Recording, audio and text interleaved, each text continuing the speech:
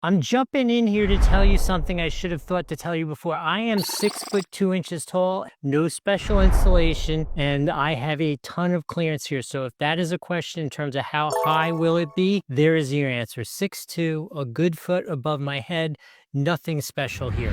Are you tired of your same boring 1990s shower head? Let's see if we can't upgrade it with this crazy cool Keste unit, which has 174 jets, and it is all kind of self-enclosed. I'm going to show you why that's important. Let's see what's inside this box.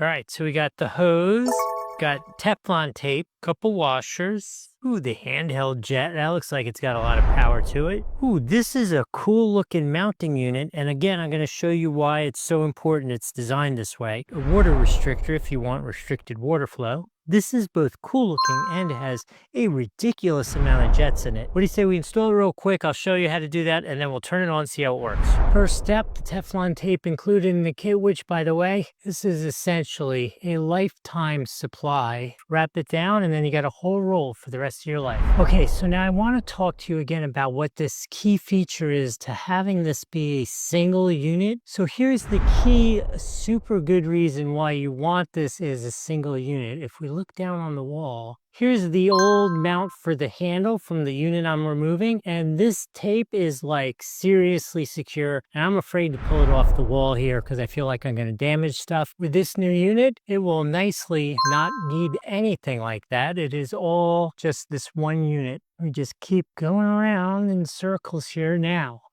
Another important thing you need to know, this should require no tools. Now, there are indents in this here, so you could technically put a wrench on it, but for installations like this, hand tight should be more than enough. Here we go.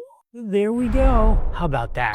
That's all that's involved. It is not crooked. It is just the camera is not in the center here, but I'll show you its complete setup once it's together. But that is so cool. Hey, look at that guy. Shower head comes with the washer with a sand strainer included inside of it. Same process. We're just going to twist this on. There we go. Just hand tight. Look at that. That's pretty darn cool looking. All right, let's connect the hose. Same exact process, just twist it on, hand tighten it. I realized the camera angle that I chose here. All right, let's try this magnet out. Ready? Oh, how cool is that?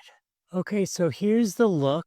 All put on, hand tight, no screws. Looks great. I think we should come in here with the camera to test it for the leaks. I think that's the way to truly test it. If I really believed it, I wouldn't mind risking the camera, right? It is going to shoot at me. I'm not going to do that first. Use the switch and switch it over to rainforest. There we go. Okay, how awesome is that? That is super cool. Working great. First shot. You gotta like when that happens. And I just switched it over to this, the handheld unit, which works amazing as well. Not a shocker based on what we've seen. And I think this is a really nice feature that it just attaches with magnets, right? How cool is that? You pick it up, use it, you're done.